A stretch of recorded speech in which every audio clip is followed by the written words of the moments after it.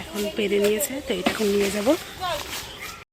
আসসালামু আলাইকুম এভরিওয়ান, আমি নাজমিন। তোমরা সবাই কেমন আছো? আলহামদুলিল্লাহ আমিও ভালো আছি। আশা করছি তোমরাও ভালো আছো, সুস্থ আছো। দেশ বিদেশ থেকে আমার ব্লগটি যারা দেখছেন সকলকে অসংখ্য ধন্যবাদ। সকলের জন্য দোয়া রইল। আমি ব্লগটা সকাল থেকে শুরু করলাম। দেখো আমার নয়নতারা গাছে কি পরিমাণে ফুল ফুটেছে। একটা গোলাপি কালার নয়নতারা ফুল আর একটা সাদা কালার। সাদা কালারটায় বেশি ফুল ফুটেছে দেখতে। দেখো বাগানের দিকে চলে এসে দেখছি কয়েকটা মুরগি মোরগ এসে আমরা এখানে যে চারা বসাচ্ছি সব নষ্ট করে দিচ্ছে। তাই ওদেরকে আমি তাড়া দিচ্ছিলাম। কত শখ করে চারাগুলো বসিয়েছি, সব নষ্ট করে দিচ্ছে। পেঁপে গাছটাও দেখো কেমন হয়ে আছে। তো তারপর আসলে বাগানে এসেছিলাম গাছগুলো বসানোর জন্য। ডালিম গাছ দেখো ছাদে ছিল, বড় হয়ে গেছিল ডালিম গাছগুলো, ওই জন্য মাটিতে দেব। আর এইগুলো একটু বাতাস হলেই না ছাদে পড়ে যায়, শুধু টপটা উল্টে পড়ে যায়। ওই জন্য কখন টপটা ভেঙে যায় কি ডালগুলোই ভেঙে যায় বলা যায় না, ওই জন্য নিচে বসিয়ে দিচ্ছে আম্মু আর ভাই। এই গাছটা তো বসানো হয়ে গেছে, মাটি টেনে টেনে দিচ্ছে গোড়ায় আম্মু।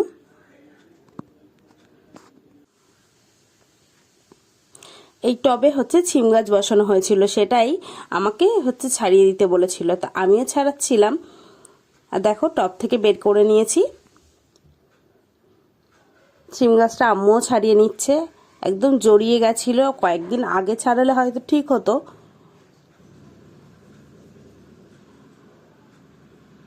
এইভাবেই টবে নিয়ে যাবে, নিয়ে গিয়ে ছাদে এটা বসিয়ে দেওয়ার চিন্তা ভাবনা করছে। এখন কি করে আমি ঠিক জানি না। টবে বসিয়ে দিয়েছে, আরও মাটি দিতে হবে। আর এই গাছটা আবার হচ্ছে মাটিতে বসিয়ে দিয়েছে। এই দুটো গাছই নামিয়ে দিয়েছে।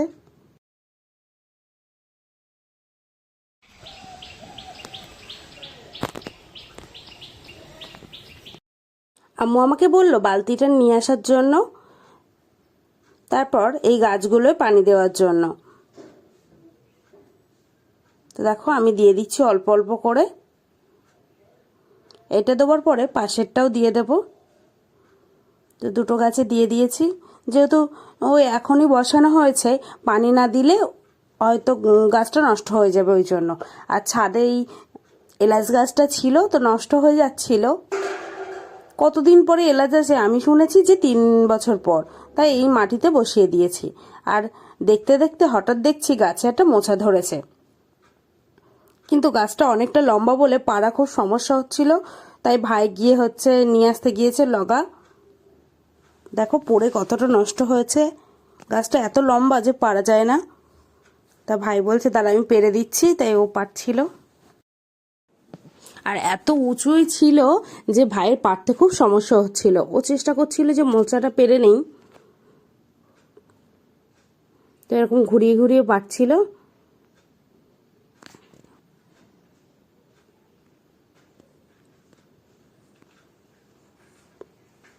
তারপর দেখো এইভাবে পারতে যাচ্ছিল।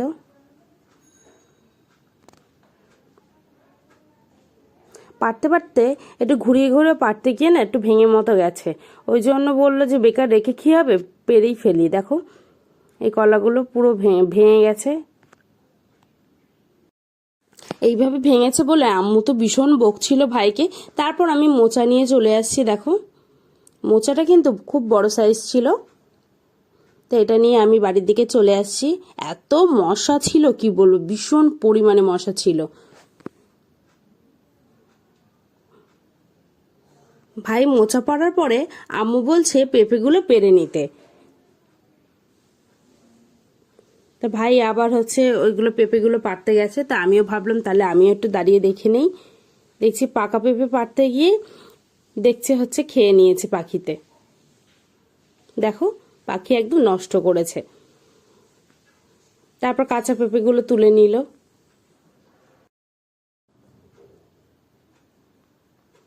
তো ভাইকে আম্মু বলছিল এই গাছ থেকে পেঁপেগুলো পেরে নেয়, তাই ভাইও পেরে দিচ্ছিল।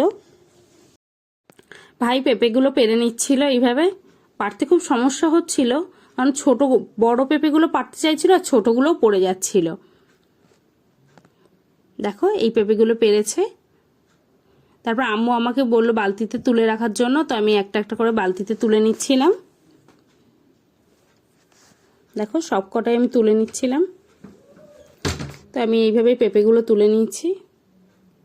অনেকগুলো পেঁপে হয়েছিল, তো কোন দিকে পড়েছে আমি খেয়াল করতে পারছিলাম না বলে আম্মু বলছে এইটা তোল ওইটা তোল, এরকমভাবেই বলছিল। আর পাকা পেঁপেগুলো দেখো পাড়ার সময় খেয়াল করিনি, আর পেরে দেখছে পাখিতে খেয়ে নষ্ট করেছে। এইভাবেই তুলে তুলে রাখছিলাম। অনেকগুলো পেঁপেই পাড়া হয়ে গেছিল, পাড়তে যায় একটা পেঁপে, পেরে আসে দুটো পেঁপে, এরকমই হয়। তারপর পেরে নিয়েছি, ওই বালতিটা তো ভরে গেছে, তারপর এই বালতিতে নিয়ে নিচ্ছি। তো পেঁপেগুলো এইভাবেই আমি তুলে নিলাম। তারপর আম্মু আমাকে বলছিল যে হালকা বালতিটা এটা রেখেছে, এটা আমি নেই, আর ভারী বালতিটা তুই নে। তো ওই জন্য ওই বালতিটা আমি আম্মুকে দিয়ে আবার এই বালতিটা নিয়ে চলে আসছিলাম।